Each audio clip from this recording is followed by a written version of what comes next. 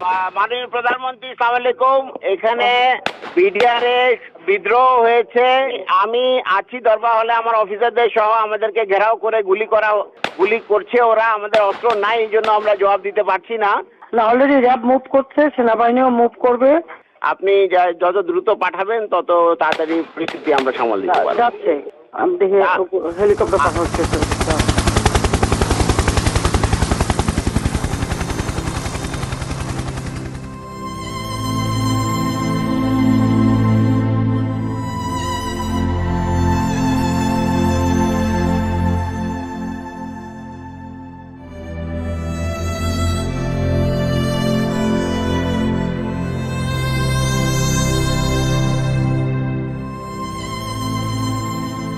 25শে ফেব্রুয়ারি 2009 সেদিন আনুমানিক সকাল 9টায় আমি ফোন কল পাই পিলখানা থেকে, এবং তখন সেই ফোন কলের মাধ্যমেই জানতে পারি যে পিলখানাতে আমাদের সামরিক অফিসাররা আক্রান্ত হয়েছেন। আমি সাথে সাথে তৎকালীন মইনু আহমেদের এডিসি ক্যাপ্টেন জুনায়েদকে এটা ফোনে জানাই, এবং উনি আমাকে বলেন যে সেনাপ্রধান অবগত আছেন এবং উনি ব্যবস্থা নিচ্ছেন। এরপরে এমআইএসটি থেকে আমরা কতিপয় অফিসার সকাল 10:30 বা 11টার সময় আমরা এই আবাহনী মাঠে চলে আসি, এবং এসে দেখতে পাই যে অলরেডি 46 ব্রিগেড এই আবাহনী মাঠে ডিপ্লয়েড অবস্থায় আছে। শুধু আবাহনী মাঠেই না, 46 ব্রিগেডের একটি অংশ এই মেডিনোভার সামনে এই রাস্তায় পিছনের গলিতে ভারী অস্ত্রশস্ত্র নিয়ে সকাল 10:30 থেকে অপারেশন পরিচালনা করার জন্য রেডি ছিল। এর বাইরেও পিলখানার 3 নম্বর এবং 5 নম্বর গেটে র্যাবের একটি সেকশন এবং একটি প্লাটুন অপারেশন রেডিনেস অবস্থায় ছিল। আর আমি ঠিক যেখানে দাঁড়িয়ে আছি সেখান থেকে মাত্র 300 গজ দূরে ওই যে গাছটি দেখা যায় সেটি হচ্ছে পিলখানার গেট। অর্থাৎ পিলখানা থেকে মাত্র 300 গজ দূরে সকাল 10:30 থেকে সেনাবাহিনী অপারেশনের জন্য সম্পূর্ণ প্রস্তুত ছিল, অপেক্ষা করছিল একটি আদেশের জন্য, মুভ ফরওয়ার্ড।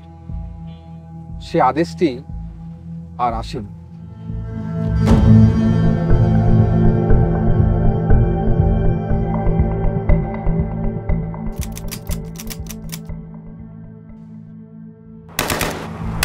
আমাদের কাছে সর্বোচ্চ অস্ত্রটাই ছিল হচ্ছে 12 বোরের শর্টগানগুলো। তো সেই হিসেবে আমরা শর্টগান ফায়ার করে আমরা গেটের দিকে এগিয়ে যেতে থাকি, এবং একটু পরেই আমরা নিউ মার্কেট গেটটা দখল করি। র্যাবের তৎকালীন এডিজি ছিলেন হচ্ছে কর্নেল রেজানুর খান। স্যারকে ফোন দেই যে স্যার আমরা অলরেডি নিউ মার্কেট গেট দখল করেছি। তৎক্ষণাৎ উনি মারাত্মক মাত্রায় ক্ষিপ্ত হয়ে যান যে তোমাকে কে অর্ডার দিয়েছে ফায়ার ওপেন করার জন্য, বা তোমাকে এই গেট দখল করার জন্য কে অর্ডার দিয়েছে। উনি তৎক্ষণাৎ বলেন ওইখান থেকে ফল ব্যাক করো, এবং তোমরা এক্স্যাক্টলি যে নীলক্ষেতের যে মোড়, যেটা চৌরাস্তার মোড়, এর সামনে কোনোভাবেই যেন আমরা না যাই।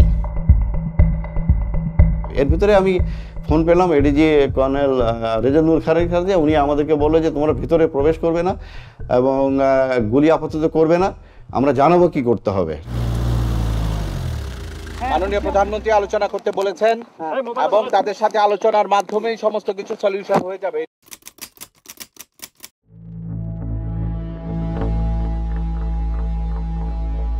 আনুমানিক বেলা 12টার দিকে আমরা দেখতে পাই 3-4 জন লোক সাদা পতাকা হাতে নিয়ে পিলখানার দিকে এগিয়ে যাচ্ছে, এবং তারা যখন পিলখানার দিকে অ্যাপ্রোচ করলেন হঠাৎ করে আচানকভাবে গুলি বন্ধ হয়ে গেল। আমরা খুব অবাক হয়ে তাকিয়ে দেখছিলাম যে এ ধরনের হঠাৎ করে কারা এরা। পরবর্তীতে জানতে পারি তারা ছিল আওয়ামী লীগের 4 জন সংসদ সদস্য, মির্জা আজম, জাহাঙ্গীর কবির নানক, ওয়ারেস হোসেন বেলায়েত এবং মাহবুবা রাগিনী। আমার বাবা যখন কল দেয়, আমি তখন কলটা আমি রিসিভ করেছিলাম আর কি। তো আমি কলটা রিসিভ করার পর আমার বাবা বলে যে আমার মাকে যেন আমি ফোনটা দিই। এইটাই আমার বাবার লাস্ট।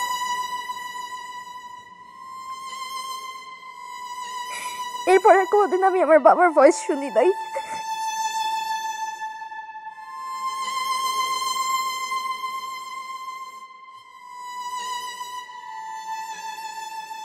বাংলাদেশের প্রত্যেকটা চ্যানেল তৎকালীন প্রচার করছিল যে জেনারেল শাকিল জীবিত আছেন। শুধু একমাত্র দেখি এনডিটিভি বা ইন্ডিয়ান একটা চ্যানেল প্রচার করলেন সকাল সকাল যে general Shakil has been assassinated. কোনো সন্তান তো এই সংবাদ বিশ্বাস করতে যাবে না। এত তাড়াতাড়ি সব কিছু হচ্ছিল, কেউ কিছু বলছিল না।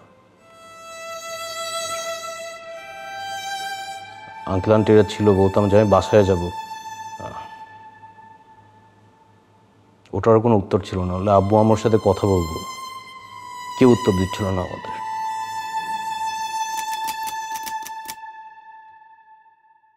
দুইটার মধ্যে দুইটা dead body Hazaribagh sewerage line দিয়ে বেরিয়ে আসে। মানে বেলা 2টার মধ্যে সারা জাতি জানতো যে দুইজনকে কমপক্ষে হত্যা করা হয়েছে। এই আবাহনী মাঠে আমাদের গ্রাউন্ড কমান্ডার ছিলেন ব্রিগেডিয়ার হাকিম স্যার।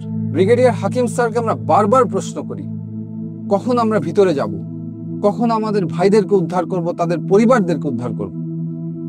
উনি বলেন সেনাপ্রধান তৎকালীন প্রধানমন্ত্রী শেখ হাসিনার সাথে বিষয়টি আলোচনা করছেন এবং ওনার আদেশ পেলেই আমরা মুভ করব।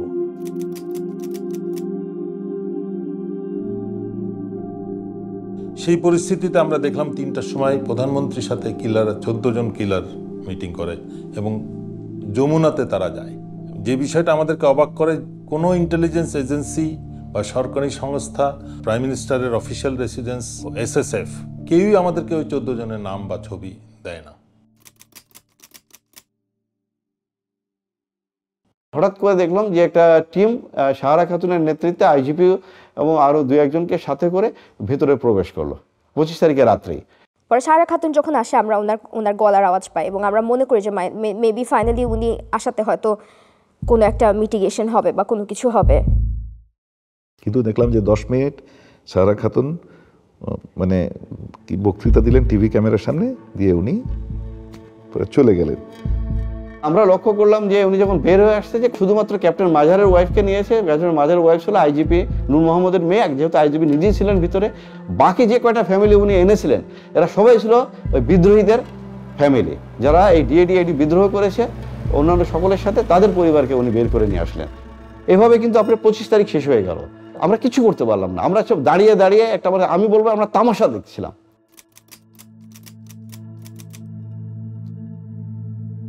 26শে ফেব্রুয়ারি সারাদিন আমরা ইউনিফর্ম পরে অস্ত্র হাতে এখানে অপেক্ষা করছি কখন আমার ভাইদেরকে উদ্ধার করব। আমরা সারাদিন পিলখানা কর্ডন করেছিলাম, আর সেই কর্ডনের ভিতর, সেই নিরাপত্তা বলয়ের ভিতর খুঁজে খুঁজে আমাদের ভাইদেরকে হত্যা করা হয়েছে। সেনাবাহিনীর military academy training, commando training, এগুলোর কি মূল্য আছে যদি এই সব দুর্যোগ মুহূর্তে, অরাজক মুহূর্তে আমাদের ভাইদেরকে উদ্ধার করতে না পারি? যুদ্ধক্ষেত্রে তাহলে আমরা কি করব? Indecision, waiting for political order, নাকি সেটা হবে মিলিটারি এক্সিকিউশন অর্ডার? সেই প্রশ্নটা আজকে আমি আপনাদের কাছে রাখতে চাই।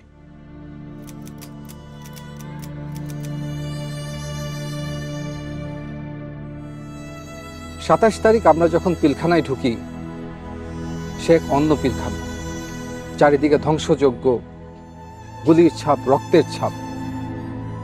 আমাদের ভাইগুলোর লাশ আমরা গণকবর ম্যানহোল থেকে উদ্ধার করি। লাশগুলো ছিল বিকৃত।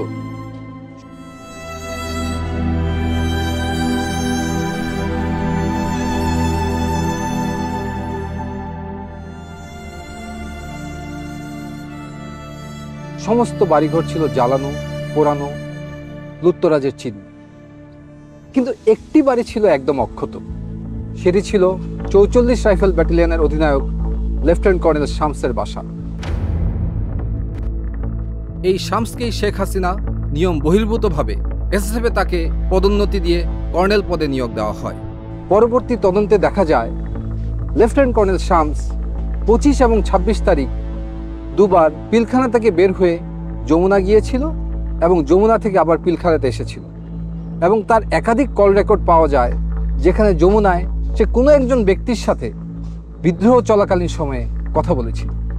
যেই শামসের বিডিআর ম্যাসাকারের জন্য কোর্ট মার্শাল ফেস করার কথা, তাকে সবকিছু থেকে বিরত রেখে শেখ হাসিনা তাকে পুরস্কৃত করেন এবং আমেরিকাতে ডিফেন্স অ্যাটাচে হিসেবে পলায়নের সুযোগ করে দেন।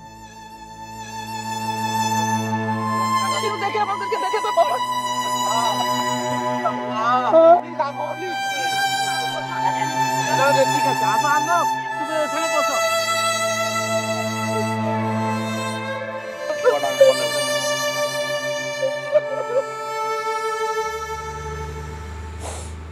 মানে বাবা হারানোটা তো একটা কষ্ট আসলে, কিন্তু এরকম একটা জায়গায় থাকা যেখানে আসলে মানে I can believe I almost died here not too long ago. মানে এখন যে বেঁচে আছি এটাই তো মানে এটাই অনেক অবাক লাগে আর কি।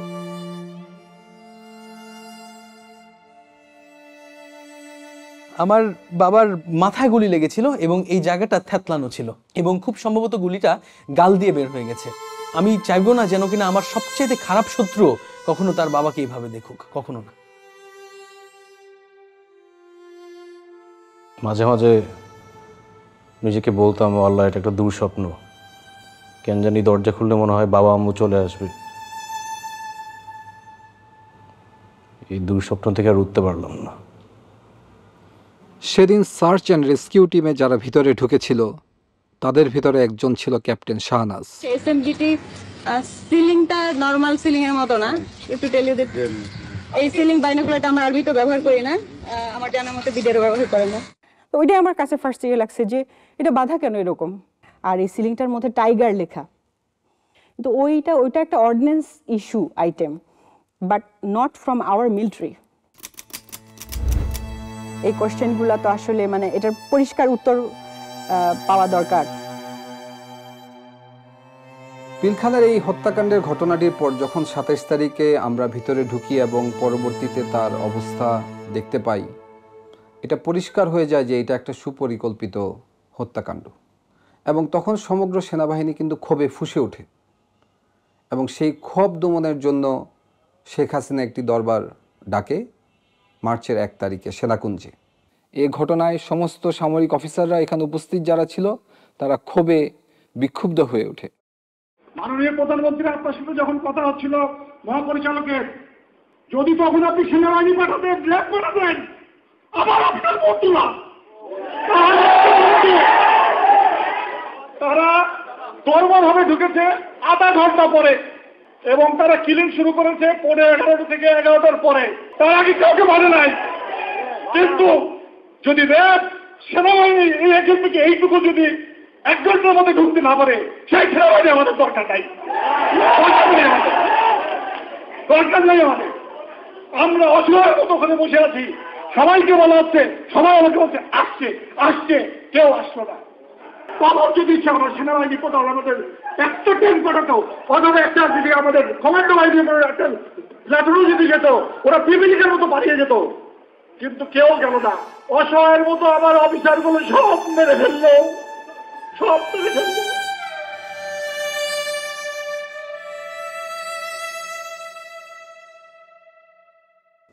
এর 7 দিনের মাথায় আমাকে 30 রাইফেল ব্যাটালিয়ন খাগড়াছড়িতে পোস্টিং দেওয়া হয় এবং সেইখানে তদন্ত কার্য সম্পন্ন করতে বলা হয়।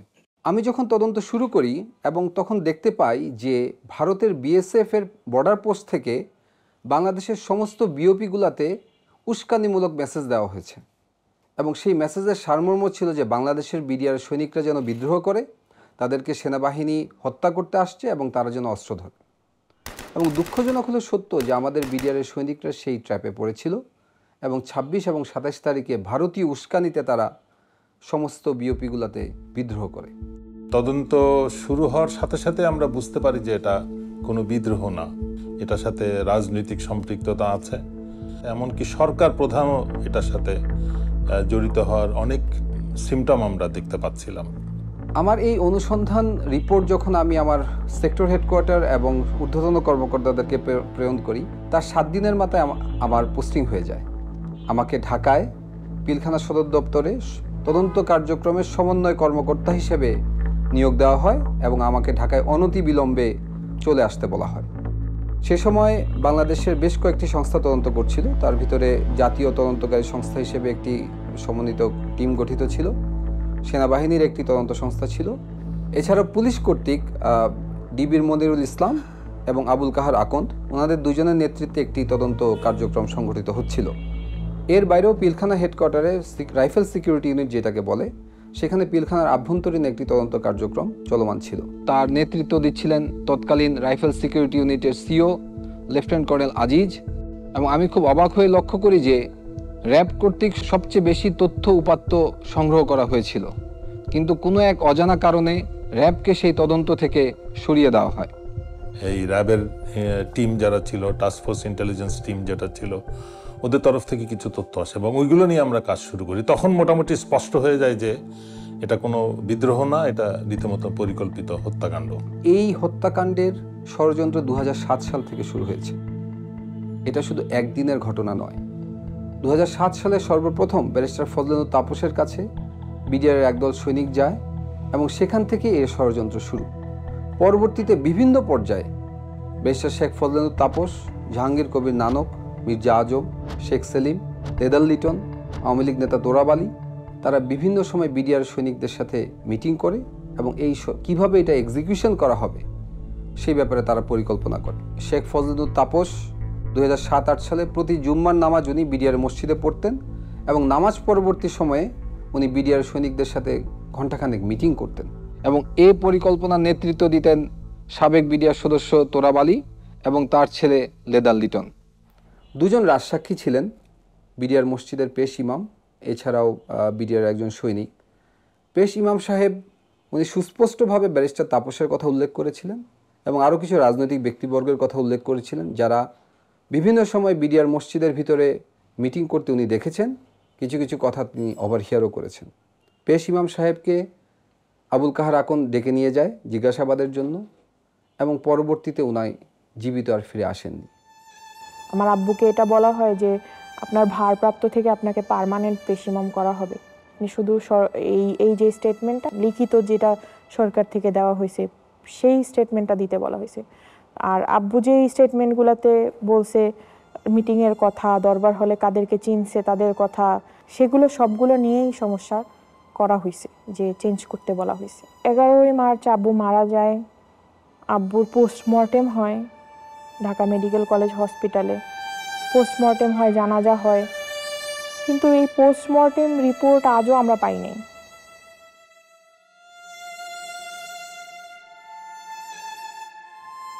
আর বিডিআরের যে সৈনিক রাজসাক্ষী দিয়েছিল তার লাশ পাওয়া যায় গলায় ফাঁস দেওয়া অবস্থায়। ছবিতে এবং ভিডিওতে দেখা যায় যে মৃতদেহর পা মাটিতে লেগে আছে, যা কোনোভাবেই একটি ফাঁসির সাথে সঙ্গতপূর্ণ নয়।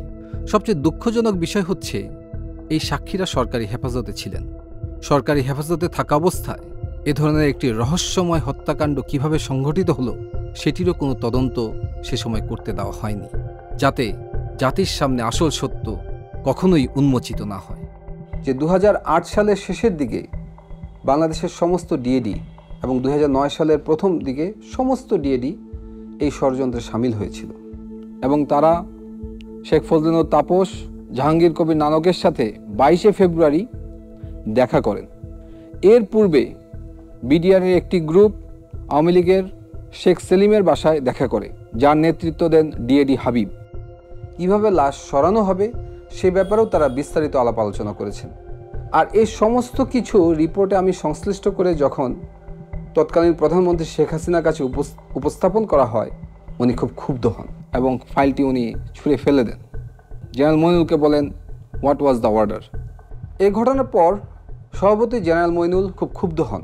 উনি আমাকে সরাসরি মনিরুল ইসলাম এবং আবুল কাহার আকন্দের রিপোর্টকে ফলো করতে বলেন এবং আমাকে 5 দিন সময় দেন।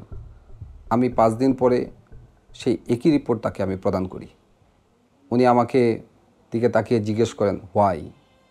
আমি শুধু উত্তর দিই, স্যার, আমি আমার ভাইয়ের রক্তের সাথে বেইমানি করতে পারবো। ওই পরিপ্রেক্ষিতে আমি ডিসাইড করি যে না, এই আর অবহেলা গ্রহণযোগ্য হবে না। তখন আমি নোট অফ ডিসেন্ট দেই এবং ডিসএগ্রি করি এবং তাদেরকে কোনো সুযোগ দেই নাই যে আলাদা কোনো পেজ আমি নোট অফ ডিসেন্টে ইনসার্ট করব, সেটা ছিঁড়ে ফেলে দিবে। আমি আমার সিগনেচারের উপরে এক সেন্টেন্সে লিখে দিই যে এই ধরনের রাষ্ট্রীয় গুরুত্বপূর্ণ বিষয়ের তদন্তে অবহেলা গ্রহণযোগ্য নয়। একজন সার্ভিং আর্মি অফিসার হিসেবে সরকারি নির্দেশে পিলখানা তদন্ত কার্যক্রম সমন্বয় করার সময় হঠাৎ একদিন আমি আবিষ্কার করি আমাকে আমারই বাহিনীর লোকজন গুম করেছে তারা আমাকে নিয়ে যায় ডিজিএফআইতে এবং সেখানে আমাকে তাদের কাস্টডিতে এবং আয়নাঘরের বন্দী হিসেবে 361 দিন গুম করে রাখে। সেখানে আমি আরো বুঝতে পারি আমার মতো আরো অনেক সামরিক অফিসার সেই আয়নাঘরের বন্দী। কি অপরাধ ছিল আমাদের! পিলখানার এই নির্মম হত্যাকাণ্ডের পিছনে যে রাজনৈতিক ব্যক্তিবর্গ ছিল তাদের মুখোশ উন্মোচন করাই ছিল আমার অপরাধ। সত্যকে উদ্ঘাটন করাই কি ছিল আমার অপরাধ? জাতির কাছে আমি আজকে এই একটি প্রশ্ন করে যেতে চাই। আমার বিয়ে ঠিক 10 দিনের মাথায় হঠাৎ তার ফোন বন্ধ, আমরা জানি না সে বেঁচে আছে কিনা। তখন আমার নামে একটি মিথ্যা মামলা সাজানো হয়। আমাকে বলা হয় আমি ব্যারিস্টার ফজলিনুর তাপসের উপর বোমা হামলা ষড়যন্ত্র করেছি। দৈনিক বাংলা ভবনে একটা এসিড কম্প্রেসার ব্লাস্ট হয়ে নিচে একটা গাড়ির গ্লাসের উপরে পড়ে এবং গ্লাসটা ভেঙে যায়। এটাই হচ্ছে মূল ঘটনা ছিল, যেটা তখন সমস্ত টিভির স্ক্রলে প্রথম নিউজ এটাই আসে। পরবর্তীতে একদিন পরে নিউজ টোটাল চেঞ্জ হয়ে যায় যে এখানে একটা বোমা হামলা হয়েছে। তারা আমার সদ্য বিবাহিত স্ত্রীর একটি ভিডিও দেখায়। সেখানে দেখা যায় যে আমার স্ত্রী আমার শাশুড়ি সহ কোন এক জায়গায় যাচ্ছেন এবং তখন এই ভিডিও দেখিয়ে তারা আমাকে একটি সাদা কাগজ দেয়। আমি এর মর্ম বুঝতে পারি। আমি সাদা কাগজে স্বাক্ষর দিয়ে দিই। 9 নভেম্বরে হঠাৎ করে আমাদেরকে বলা হলো যে 5 বছরের জেল। গত বছরই এই মামলার টোটাল ফাইনাল রিপোর্টটা দেয় যে ওইখানে এই ধরনের কোনো ঘটনাই ঘটেনি। হয়তো আমাদের জীবন থেকে 5 বছর চলে যায় শুধুমাত্র এই ধরনের একটা কেসে নিয়ে। যারা যারা এই নৃশংসতম হত্যাকাণ্ডের সত্য বের করতে চেয়েছে, এই সত্যের পিছনে যারা কাজ করেছে, প্রত্যেকটা পরিবারকে নানাভাবে অপমান, নির্যাতন, জুলুম, জেল অথবা গুমের শিকার হতে হয়েছে। এই ঘটনাটা মানে আওয়ামী সরকারকে প্রচণ্ড আত্মবিশ্বাসী করে তুলেছিল। কারণ হচ্ছে তারা বুঝতে পেরেছিল যে বড় একটা অঘটন ঘটিয়েও তারা সেটাকে চাপা দিতে পারবে। মানে তাদের আত্মবিশ্বাসটা বেড়ে গিয়েছিল এবং সাধারণ মানুষের মধ্যে একটা ভয় ঢুকে গিয়েছিল। মানে ধীরে ধীরে যেটা হয়েছিল যে রাষ্ট্রের ইনস্টিটিউশন সব ধ্বংস হয়ে গেছে। একদম প্রত্যেকটা ইনস্টিটিউশন যদি কাজ না করে তাহলে কোনো গণতন্ত্র টিকতে পারে না, কোনো রাষ্ট্র দাঁড়াতে পারে না, কোনো পজিটিভ কিছু দেখা যায় না। বিশেষ করে ইলেকশনগুলা, তো ইনস্টিটিউশনগুলা ধীরে ধীরে আওয়ামী গভর্নমেন্ট মানে ইচ্ছাকৃতভাবে ধ্বংস করেছে, যাতে করে কোনো কিছু বাংলাদেশের ভবিষ্যৎ না থাকে। এবং আমার মনে হয় এতে উদ্দেশ্যটা ছিল অন্য রাষ্ট্রকে সাপোর্ট দেয়া, যাতে হচ্ছে সেই রাষ্ট্রটার একটা করদ রাজ্য হয়ে আমরা টিকে থাকি।